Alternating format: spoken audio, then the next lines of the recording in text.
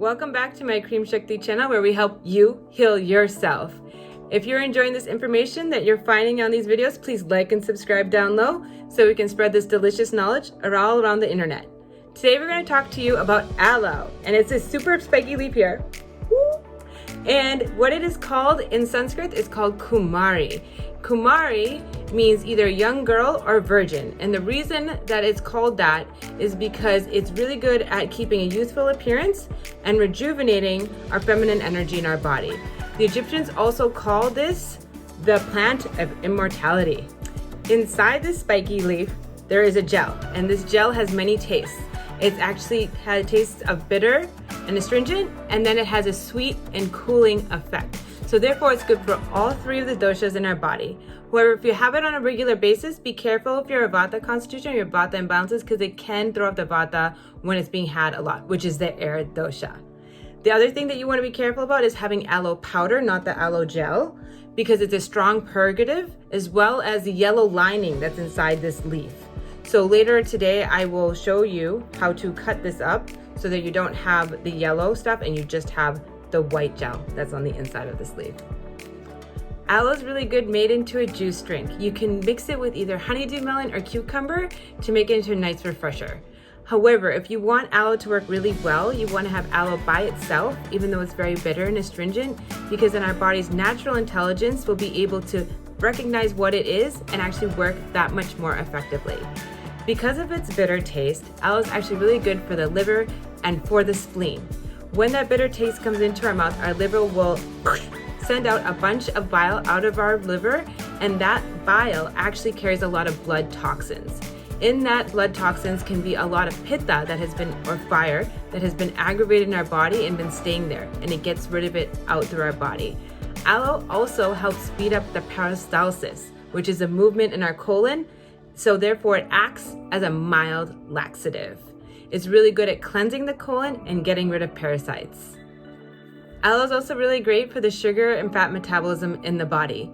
So if you're going to be using it for that reason, I would not make aloe into a juice with fruit or melon, because it could add to the diabetes, or it can also add to the heavy nature in the body. What you can do instead is you can take 3 ounces of the gel, 3 ounces of water, and blend that together with a lemon. The lemon will help keep it nice and stable. You can then put that in the fridge, and you can have 1 teaspoon daily to help with your sugar and fat metabolism.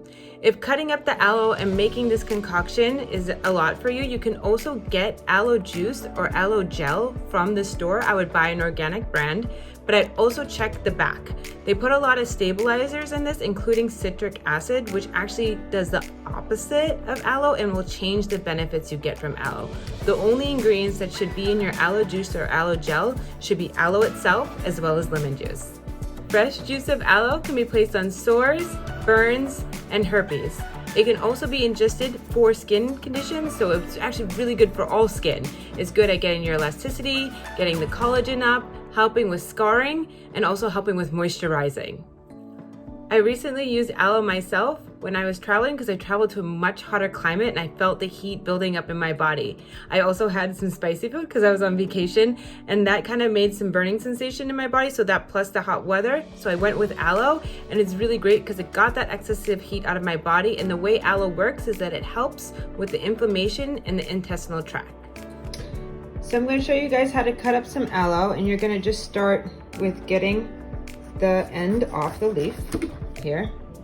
And I'm going to start with a small piece because that helps me using a small piece. You can just put that to the side and use that later.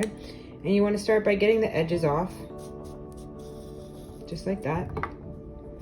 You're going to get the edge off here. And you can take a little more time and not get as so much gel that comes out, but there is some gel here.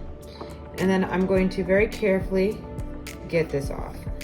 And what I'm going to actually show you is, before I do all that, do you see how there is yellow and then white? You want to be very careful to get all this yellow, because that yellow is a very strong purgative, and you'll be on the toilet for quite a bit if you don't get that off. So you're really just interested in the aloe in here. So fast forward a little bit, and here is the gel. You can see there's still some green bits and just a little bit of a yellow tinge, like even right here. I'm gonna want to cut into that and get the yellow off. You want it to be really clear, like this small piece here. See, it's clear, there's no yellow, there's no green bits. And then you're ready to consume your aloe. Make your drink or your tincture, and you can have that.